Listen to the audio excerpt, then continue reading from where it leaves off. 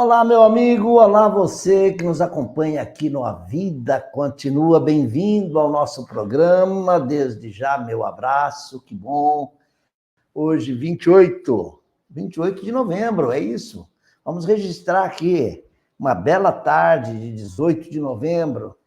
Estamos aqui para começar mais uma conversinha em torno da vida. A vida que não cessa, a vida não para, a vida continua. A vida continua. Alguém duvida? E continua mesmo, além túmulo, radiante.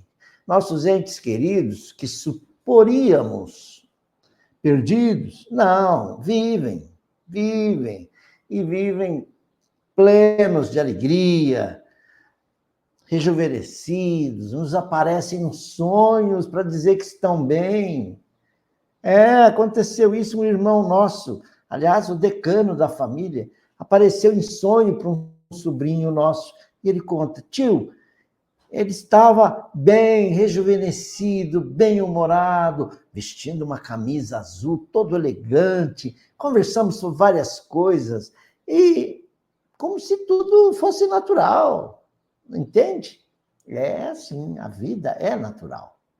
A vida continua pulsando. Vocês estão vendo aí que eu fiz umas mexidas aqui no estúdio, né? Para melhorar aqui o nosso local de trabalho. Eu mexi nos livros, trouxe os livros para cá, que às vezes eu tinha que ficar com os livros aqui, todos eles aqui em cima da mesa, né? Muita coisa. Agora não, se eu precisar de um livro, ele está aqui fácil para eu pegar, o violão também está aqui, ó. Se bem que eu uso mais esse teclado que está na minha direita, né? Aliás, é meu grande amigo esse teclado, né? Vamos ver se ao longo do programa a gente canta um pouquinho, tá bom? A gente ainda canta um pouquinho e troca umas ideias aqui. O tema que eu trago é ainda focado em Jesus, o Evangelho de Jesus. Por quê? Porque nós estamos no Natal, né? E no Natal a gente fica deveras sensibilizado, ficamos assim tocados pela presença de Jesus. Você vai dizer, mas todo ano é assim? Você tá também, que mania, hein, Rubens? Mas eu digo a você, mas a gente sente algo. Eu vejo aqui umas luzinhas penduradas aí na árvore, eu já fico tocado. Alguém se deu o trabalho de pendurar e amarrar aquelas luzinhas, né? E ligar. A cidade aqui, aliás, já começou a enfeitar aqui os parques, as árvores, o comércio também. E o Natal nos faz pensar muito em Jesus, não é? Como até hoje essa força psíquica, essa influência dele é tão forte sobre nós todos. Aliás, vou falar sobre Jesus numa casa espírita agora no domingo, e escolhi o tema Natal. Natal, nossa busca, nosso encontro com Jesus. Vou falar do Natal, de todo aquele clima que envolveu o natalício, o nascimento de Jesus numa simples estrebaria em Belém, né? Então, nós vamos falar sobre isso, mas também vamos falar hoje sobre um tema muito forte, né? Que eu gosto de lembrar aqui, que é esse banner aqui, que eu não estou achando. Ué, cadê ele? Ele está aí, et homo, Jesus diante de Pilatos. Na verdade, não estamos falando do nascimento aí, nós estamos falando de Jesus. Et homo, essa expressão latina, quer dizer, eis o homem. Foi assim que Pilatos apresentou Jesus para a massa. Porque Jesus estava sendo interrogado por Pilatos, que era o procônsul de Roma.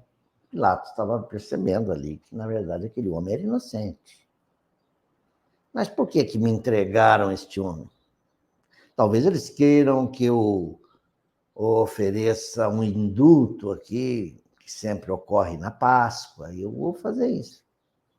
eu vou libertá-lo. Mas os homens não queriam a liberdade de Jesus. Não, falou, soltem Barrabás, a massa gritava. E este, crucificai-o. Crucificai. Por que eles não o fizeram? Porque nas leis judaicas não há a lei que mande crucificar, matar. Apedrejar, sim. Mas eles não foram corajosos e tentaram um apedrejamento em praça pública. Eles temiam também que o povo, parte do povo, viesse contra eles. Mas entregar para Roma, dizendo, olha, o Sinédrio já o julgou. Ele se diz rei, ele é uma ameaça para Roma.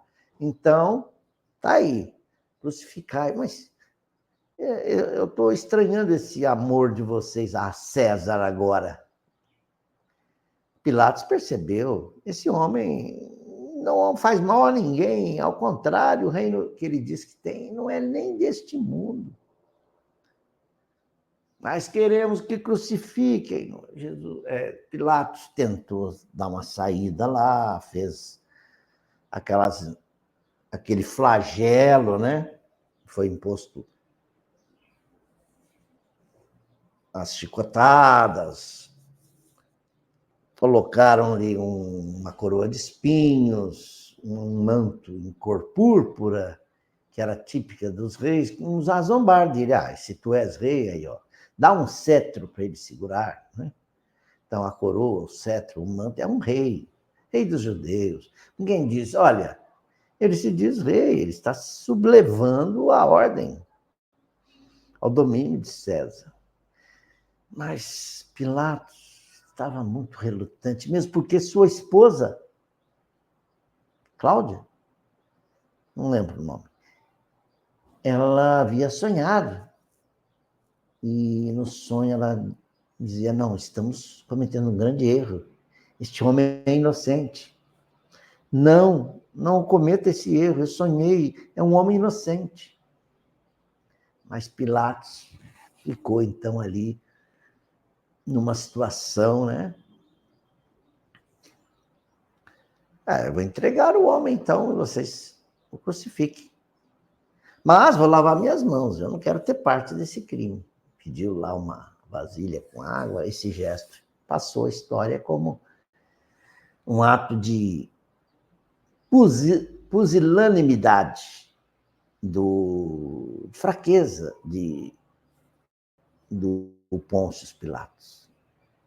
Ele devia dizer, não vou cometer esse crime, esse homem é inocente, levem. Mas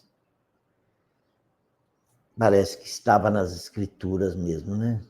Ele ainda pergunta, então, dizem que você é rei, é verdade? É você que está... Mas que reino? Só os reis de verdade? Bem, se eu fosse rei, meus súditos estariam aqui tentando me defender. Não, meu reino não é deste mundo. Meu reino é outro. Meu reino não é daqui. Pergunta ele, então quem és tu? Eu sou a verdade. A verdade? E o que é a verdade? Jesus, nesse momento, silencia. E por que ele silencia? Por quê? Porque a verdade dispensa comentários. Eu sou a verdade. Eu estou olhando para ela. Eu sou o sol. O sol é a verdade. Mas não tem como você dizer, não é verdade. É o sol, é a verdade. É a verdade, ele é. Não tem subterfúgios? Não tem. Ele representa Deus na Terra, ele e Deus são um.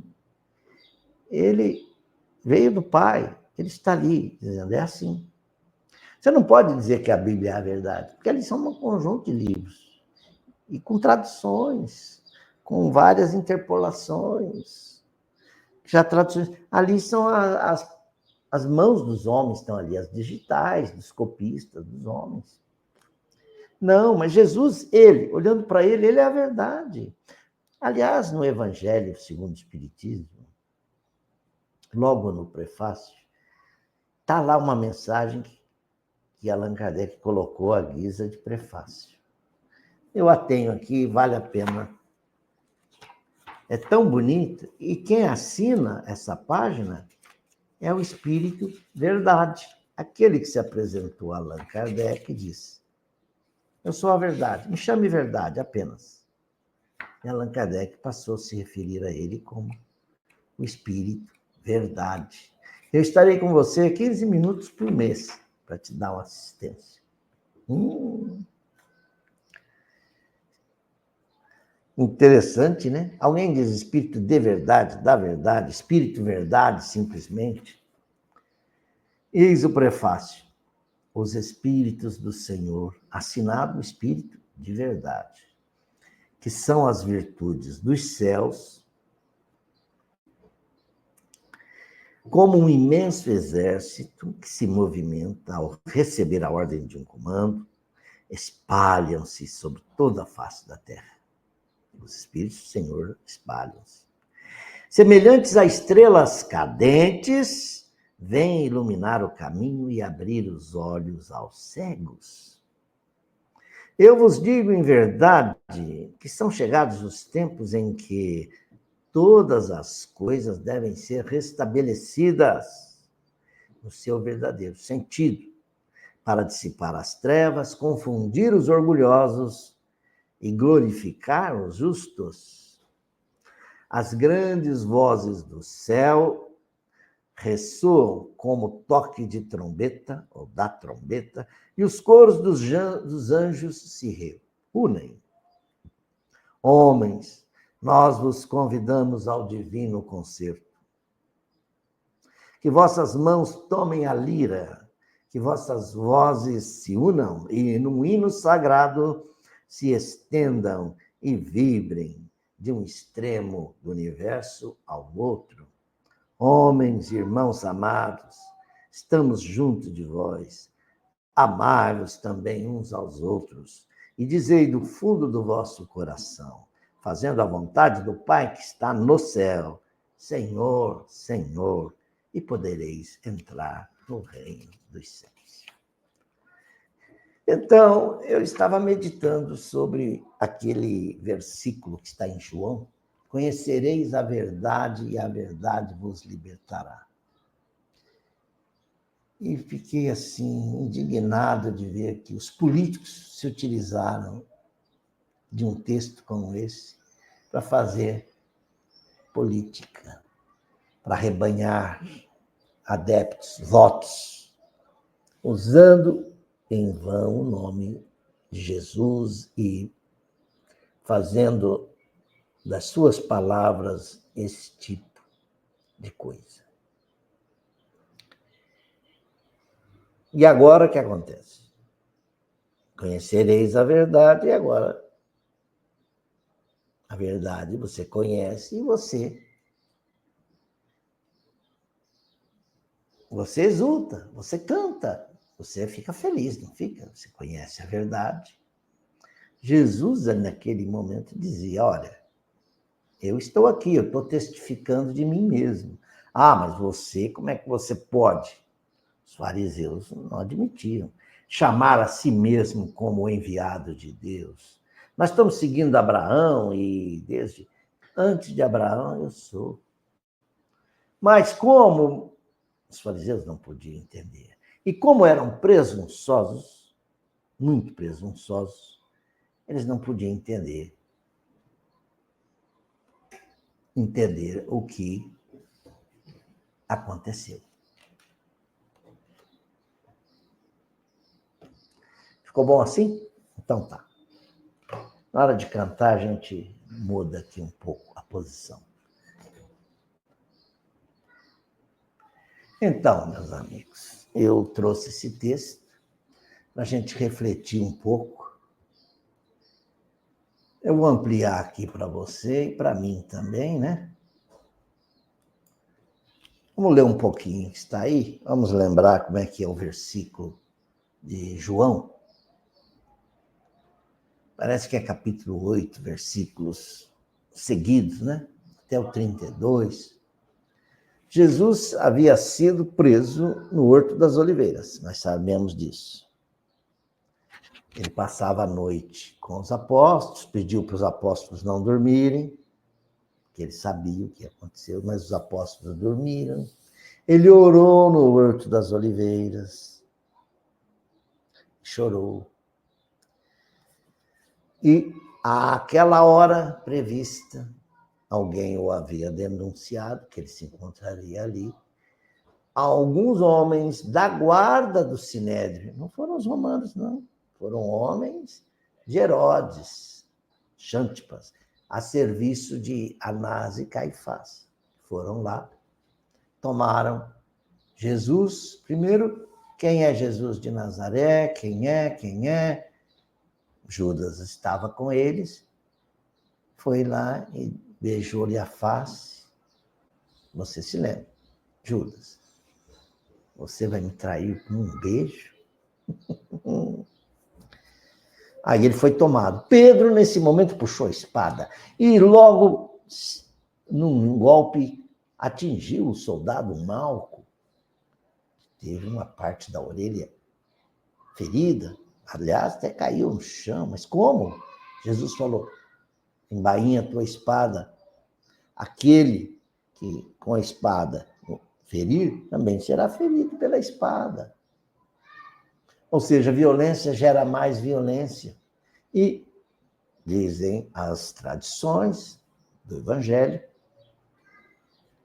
que Jesus teria corrigido, curado e reintegrado a orelha do soldado. Veja, Jesus não queria em nenhum momento devolver violência e ódio. E não entregou os seus colegas. Foi sozinho. Foi para a presença de Anás e Caifás e lá fizeram um interrogatório daqueles. Né? Não, mas você está incitando o povo contra a lei, contra nós. Você disse que é rei, você não é rei. Você é o profeta de Deus, o enviado.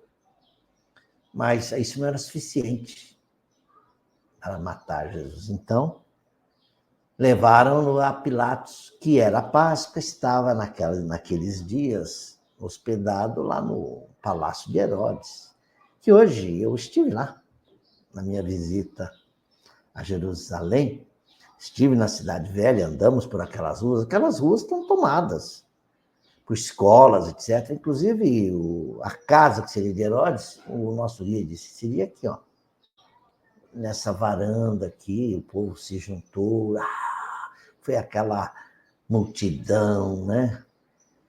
Enfurecida, em loucura. Crucificar, então ele saiu à janela, olha lá, trazido por Pilatos. Pilatos falou, estou com ele aqui, mas eu não sei o que eu vou fazer. Mas por que os sacerdotes não entraram? Porque entrar lá na casa seria crime, na presença de Pilatos. Então eles, não, nós somos puros, nós não podemos entrar ali. Mas Pilatos foi até a varanda e falou, ele está aqui, ó, já foi supliciado, já estão contentes? Já sofreu. Não, crucifica.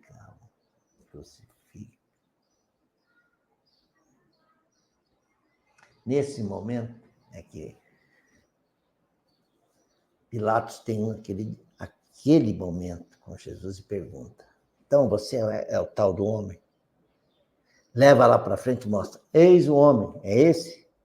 Vocês não querem que eu liberte? Eu posso libertar um na Páscoa. Não, liberte Barrabás, que era um preso, um salteador. Era um ativista político. Esse sim queria fazer a sublevação do povo contra Roma, etc. Queremos Barrabás, solte Barrabás. Aí, quanto a esse, crucificai. Então, Pilatos chega, mas quem és tu? Eu sou a verdade. Que é a verdade? Você está olhando para ela. Jesus se calou. Um soldado o bate. Pá! Por que me bateste? Eu te fiz algum mal? Por que me bates? Ó Jesus, enquadrando o soldado. Bem, meus amigos, por que eu trouxe esse tema hoje? Porque, mas isso eu só falarei depois do nosso intervalo.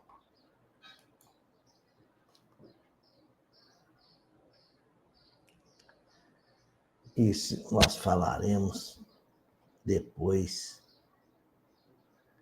do intervalo, ok?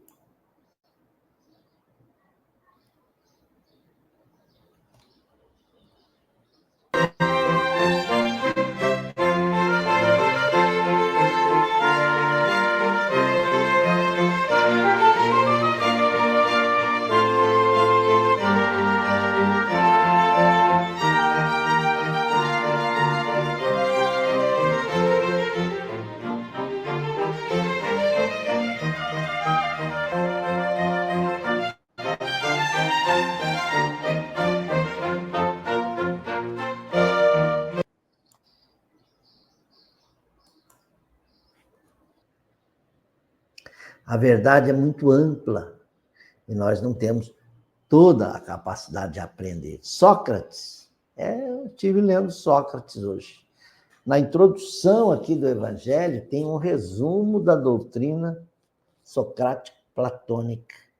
E é curioso, Sócrates e Platão vieram 500 anos antes de Jesus e pavimentaram o caminho da doutrina cristã. E também do Espiritismo.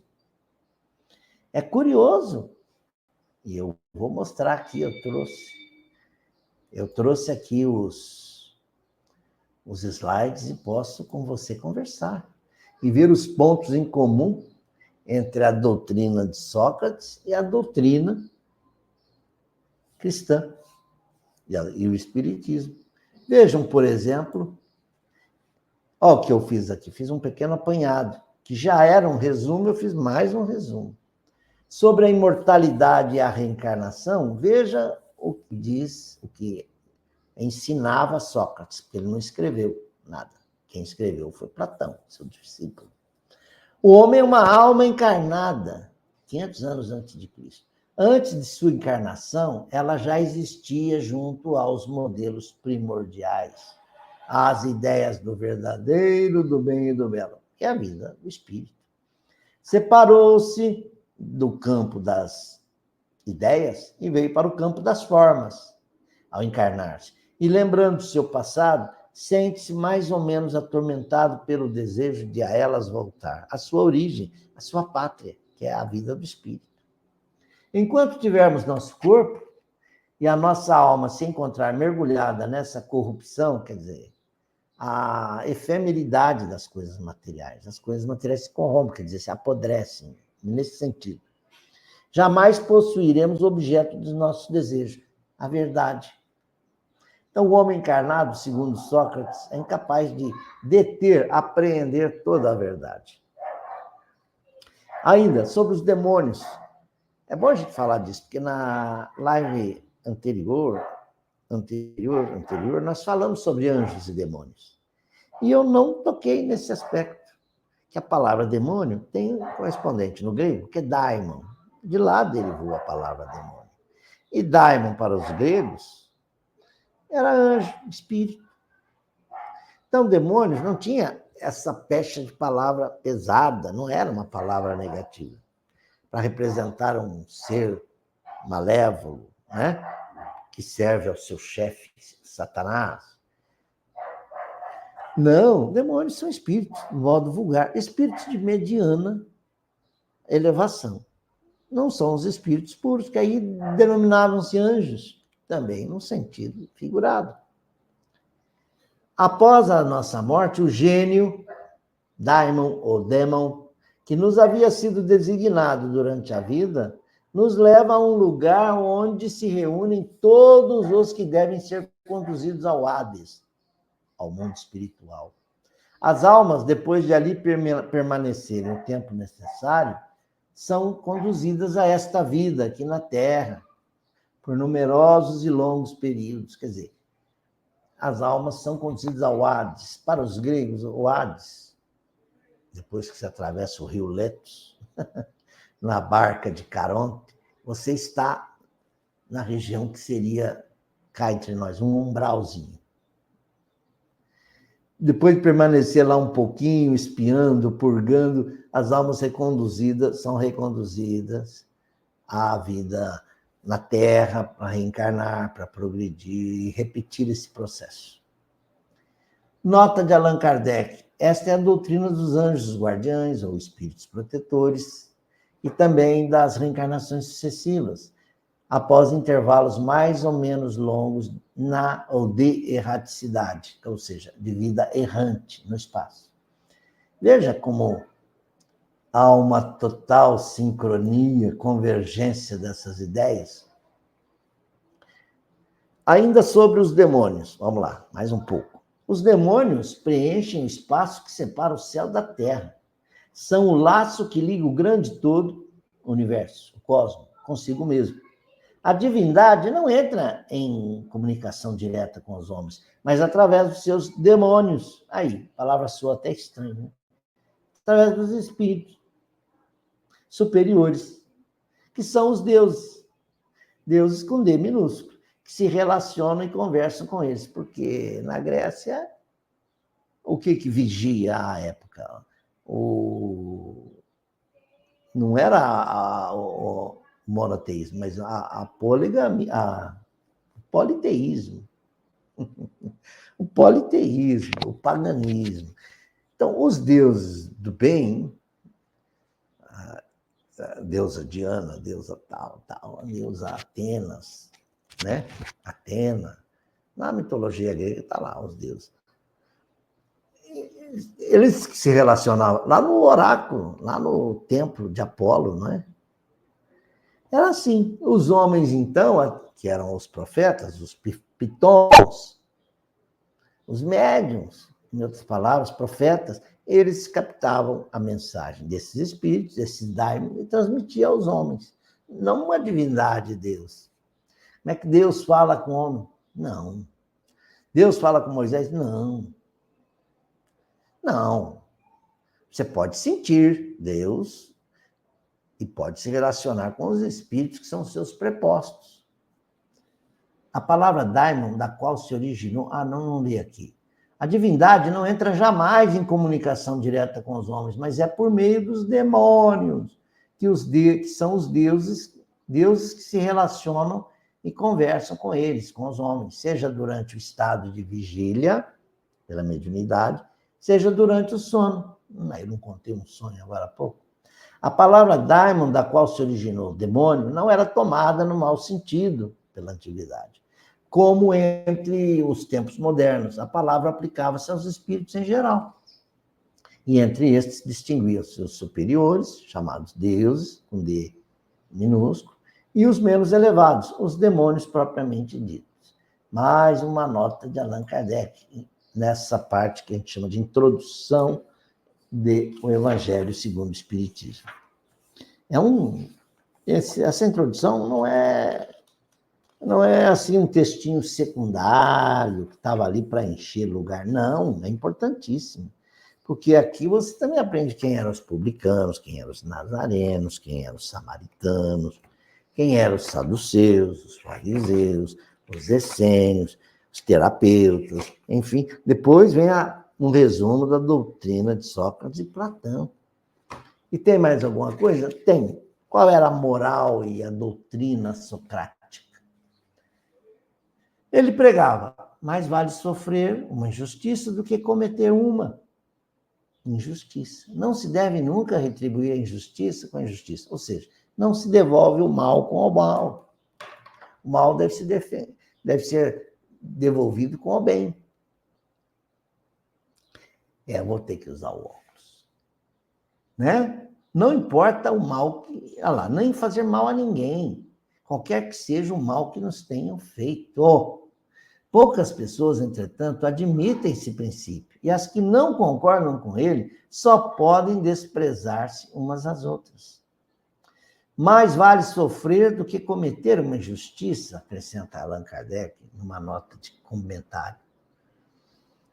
Não está aí uma total integração com a doutrina cristã? corresponde inteiramente ao que prega a doutrina do Cristo. Se alguém te bater numa face, devolve-lhe a outra. Não é este o princípio da caridade que nos ensina a não devolver o mal com o mal e a perdoar os inimigos? Tem mais um slide aqui. Não tem. Não, minto. Aqui já entramos na outra parte. Mas tem essa aqui, ó. É pelos frutos que se conhece a árvore. É necessário qualificar cada ação segundo o que ela produz. Chamá-la má quando a sua consequência é má, e boa quando produz o bem. A riqueza é um grande perigo. Todo homem que ama a riqueza não ama nem a ele nem ao que possui, mas há uma coisa que é ainda mais estranha do que aquilo que possui. Esta máxima é pelos frutos que se reconhece a árvore, encontra-se textualmente repetida no Evangelho. Olha, vejam, então, quantas sincronias, correspondências, pontos em comum está na doutrina de Sócrates e a doutrina de Jesus e também com a doutrina espírita, que, por sua vez, deriva da doutrina do Cristo.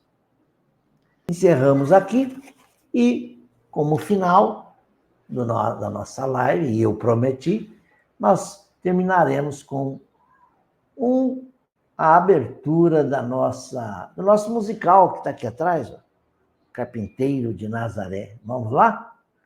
E com isso eu me despeço, dando um abraço e um beijo em todos vocês, desejando já um bom fim de tarde. Tá bem? Vamos lá.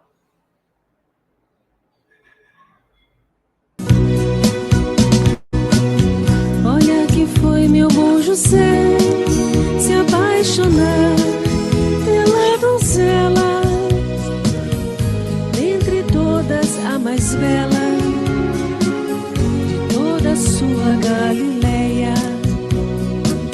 Casar com Débora ou com Sara, meu bom José, você podia. E nada disso acontecia, pois foi você amar Maria. Você podia simplesmente ser carpinteiro e trabalhar.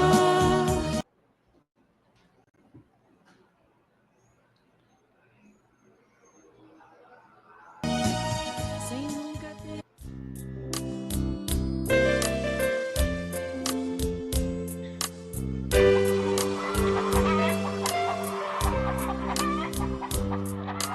Ele é a luz deste mundo,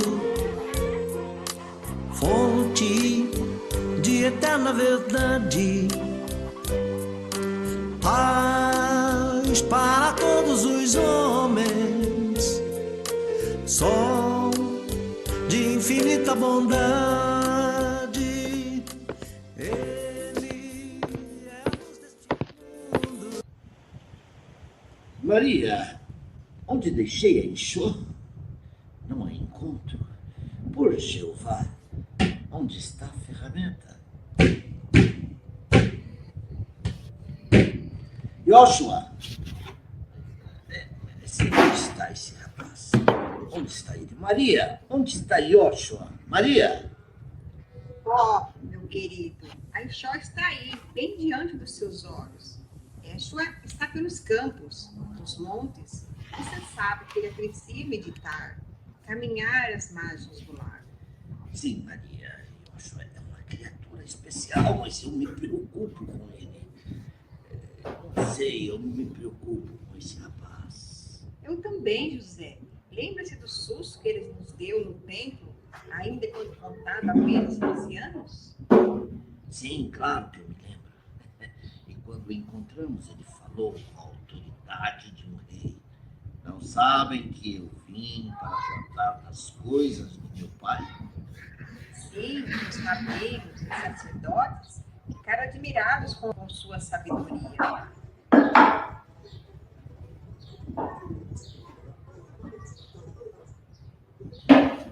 dia ele, ainda um menino, conhecia tão bem as Escrituras, toda a lei e os profetas. Não sei, Maria, ele observasse, É a luz deste mundo. sabe, eu queria que ele fosse carpinteiro, nada mais, um carpinteiro como eu. Entendo, meu amado. Mas ele mesmo já disse que veio para mudar os destinos da humanidade. De infinita bondade, ele fonte de eterna verdade.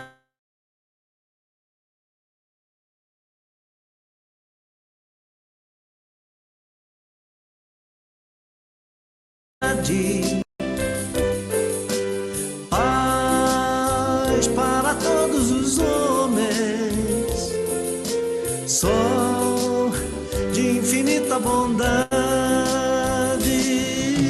ele é a luz deste mundo, fonte de eterna verdade. Paz para todos os homens, sol de infinita bondade, ele é a luz deste mundo, fonte de eterna verdade.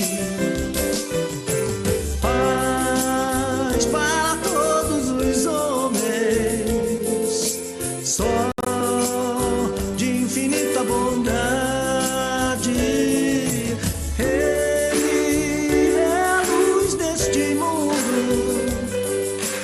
fonte de eterna verdade. Paz para todos os homens, sol de infinita bondade.